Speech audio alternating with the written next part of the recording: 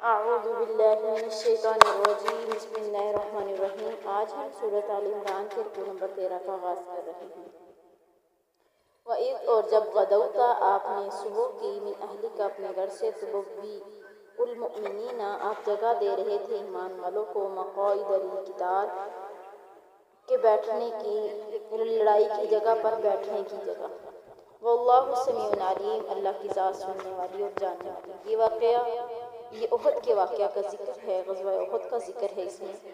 بعض مفسرین نے اسے جنگ خندق کا واقعہ بھی کہا ہے، لیکن ٹھیک یہ ہے کہ واقعہ جنگ احد کا ہے جو سن 3 ہجری 11 شوال بروز ہفتہ پیش آیا۔ جنگ بدر میں مشرکین کو کامل شکست ہوئی تھی اور ان کے سردار موت کے گھاٹ اترے تھے۔ اب اس کا بدلہ لینے کے لیے مشرکین نے بڑی بھاری تیاری کی تھی۔ وہ تجارتی مال جو بدر والی لڑائی کے موقع پر دوسرے راستے سے بچ کر آ گیا تھا، وہ سب اس لڑائی کے لیے روک رکھا تھا اور چاروں طرف سے لوگوں کو جمع کر کے 3000 کا ایک لشکر جرار تیار کیا، پورے ساز و سامان کے ساتھ مدینے پر چڑھائی کی۔ ادھر رسول اللہ صلی اللہ علیہ وسلم نے جمعے کی نماز کے بعد مالک بن عمر کے جنازے کی نماز پڑھائی جو قبیلہ بنی نجار میں سے تھا۔ پھر لوگوں نے مشورہ کیا کہ ان کی مدافعت کی کیا ضرورت تمہارے نزدیک بہتر ہے؟ عبداللہ بن ابی نے کہا کہ ہمیں مدینے سے باہر نہ نکلنا چاہیے، اگر وہ آئیں اور ٹھہریں تو گویا ہمارے جیل خانے میں آ گئے اور رکے اور کھڑے رہے، اور اگر مدینے میں گھسے تو ایک طرف سے ہمارے بہادروں کی تلواریں ہوں گی، دوسری جانب تیر اندازوں کی بے پناہ تیر ہوں گے، پھر اوپر سے عورتوں اور بچوں کی سنگ باری ہوگی۔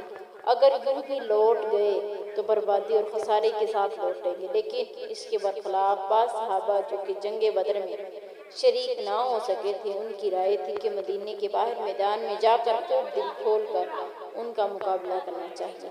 نبی صلی اللہ علیہ وسلم گھر میں تشریف لے گئے اور ہتھیار لگا کر باہر آئے، اور ان صحابہ کو اب خیال ہوا کہ کہیں ہم نے اللہ کے نبی کے خلاف منشا تو میدان کی لڑائی پر زور نہیں دیا، اس لیے یہ کہنے لگے کہ نبی صلی اللہ علیہ وسلم اگر یہیں ٹھہر کر لڑنے کا ارادہ ہے تو یوں ہی کیجیے، ہماری جانب سے کوئی اصرار نہیں۔ آپ نے فرمایا اللہ کے نبی کو لائق نہیں کہ وہ ہتھیار پہن کر اتارے، اب تو میں نہ لوٹوں گا جب تک کہ وہ نہ جائے جو اللہ عز و جل کو منظور ہو۔ چنانچہ 1000 کا لشکر لے کر آپ مدینہ شریف سے نکل کھڑے ہوئے۔ شوط پر پہنچ کر اس منافق عبداللہ بن ابی نے دغا بازی کی اور اپنے 300 کی جماعت لے کر واپس مڑ گیا۔ یہ لوگ کہنے لگے کہ ہم جانتے ہیں کہ لڑائی تو ہونے کی نہیں، خواہ زحمت کیوں اٹھائیں۔ نبی صلی اللہ علیہ وسلم نے اس کی کوئی پرواہ نہ کی، 700 صحابہ کو لے کر میدان میں اترے، حکم دیا کہ جب تک میں نہ کہوں لڑائی شروع نہ کرنا۔ 50 تیر انداز صحابیوں کو الگ کر کے ان کا امیر حضرت عبداللہ بن جبیر کو بنایا اور ان سے فرما دیا کہ پہاڑی پر چڑھ جاؤ اور اس بات کا خیال رکھو کہ دشمن پیچھے سے حملہ آور نہ ہو، دیکھو ہم غالب آ جائیں یا مغلوب ہو جائیں، تم ہرگز اپنی جگہ سے نہ ہٹنا۔ یہ انتظامات کر کے خود آپ بھی تیار ہو گئے، دوہری زرہ پہنی، حضرت مصعب بن عمیر کو جھنڈا دیا۔ آج چند لڑکے بھی لشکر محمدی میں نظر آتے تھے، یہ چھوٹے سپاہی بھی جاں بازی کے لیے ہمہ تن مستعد تھے۔ بعض اور بچوں کو نبی صلی اللہ علیہ وسلم نے ساتھ لیا تھا، انہیں جنگ خندق کے لشکر میں بھرتی کیا گیا۔ جنگ خندق اس کے 2 سال بعد ہوئی تھی۔ قریشیوں کا لشکر بڑے ٹھاٹھ سے مقابلے پر آڑا رہا۔ 3000 سپاہیوں کا گروہ تھا، ان کے ساتھ 200 کو جو تھا نا وہ گھوڑوں پر تھے، وہ جنہیں موقع پر کام کرنے کے لیے ساتھ رکھا تھا۔ ان کے دائیں حصے پر خالد بن ولید تھے اور بائیں حصے پر اکرمہ بن ابو جہل تھا۔ یہ دونوں سردار بعد میں مسلمان ہو گئے تھے۔ ان کے جھنڈے برادری قبیلہ بنو عبدالدار تھا۔ پھر لڑائی شروع ہوئی جس کے تفصیلی واقعات انہیں آیتوں کی موقع بموقع تفسیر کے ساتھ آتے ہی رہے گی انشاءاللہ تعالی۔ الغرض اس آیت میں اسی کا بیان ہو رہا ہے کہ نبی صلی اللہ علیہ وسلم مدینے سے نکلے اور لوگوں کو لڑائی کے مواقع کی جگہ مقرر کرنے لگے اور میمنہ میسرہ لشکر کا مقرر کیا۔ تو اللہ تعالی تمام باتوں کو سننے والا اور سب دلوں کے بھید جاننے والا ہے۔ آگے اللہ فرما رہے اس ہمت طائفتان منکم ان تفشلا، جب ہمت ہاری دو گروہوں نے تم میں سے کہ یہ نامردی دکھائیں، اللہ جو ہے ولیہما ان کا دوست ہے، وعلی اللہ فلیتوکل المؤمنون، اللہ تعالیٰ پر چاہیے کہ ایمان والے توکل کریں۔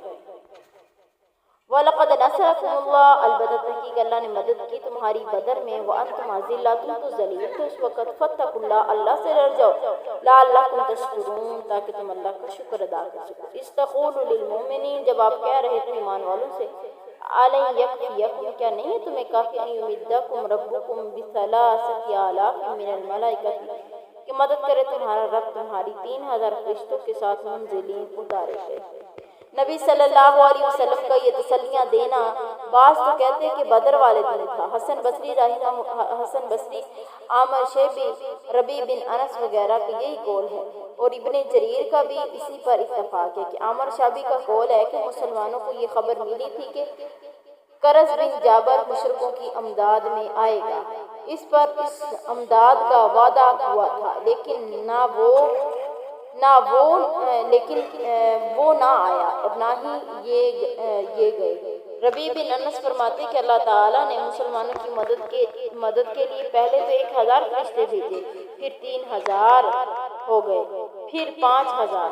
یہاں اس آیت میں 3000 اور 5000 سے مدد کرنے کا وعدہ بدر کے واقعے کے بیان کے وقت 1000 فرشتوں کی امداد کا وعدہ ہے۔ اللہ قرآن میں سورۃ انفال میں کہتا ہے نا کہ انی ممدکم بألف من الملائکۃ مردفین، یہ تطبیق دونوں آیتوں میں یہی ہے کیونکہ مردفین کا لفظ موجود ہے۔ بس پہلے 1000 اترے، پھر اس کے بعد 3000 پورے ہوئے، آخر 5000 ہو گئے۔ بظاہر یہ معلوم ہوتا ہے کہ یہ وعدہ جنگ بدر کے لیے تھا، نہ کہ جنگ احد کے لیے۔ بعض کہتے ہیں کہ جنگ احد کے موقع پر وعدہ ہوا تھا۔ مجاہد، اکرمہ، زہاق، زہری، موسیٰ بن عقبہ کا یہی قول ہے، لیکن وہ کہتے ہیں کہ چونکہ مسلمان میدان چھوڑ کر ہٹ گئے اس لیے یہ فرشتے نازل نہ ہوئے۔ اللہ فرما رہے ہیں بلا ان تصبروا، بلکہ اگر تم صبر کرتے اور تقوی اختیار کرتے، وَيَأْتُوكُم مِّن فَوْرِهِمْ هَٰذَا، وہ تو تم پر آتے تمہارے اوپر سے یہ، یمددکم، اور وہ تمہاری مدد کرتا، ربکم تمہارا رب، بخمسۃ آلاف من الملائکۃ مسومین، 5000 فرشتوں کے ساتھ جو کہ نشان زدہ کیے گئے تھے۔ لوگوں نے بے صبری کا مظاہرہ کیا، اپنے جگہ چھوڑ دی تو وہ فرشتے نہ آئے۔ وما جعلہ اللہ، نہ کیا اسے اللہ تعالیٰ نے، الا مگر بشرا، خوشخبری، لکم تمہارے لیے، ولتطمئن قلوبکم، اور اطمینان بنایا تمہارے دلوں کے لیے۔ ومن نصر الا من عند اللہ، نہیں ہے یہ مدد مگر اللہ غالب کی طرف سے جو والی حکمت والی ذات ہے۔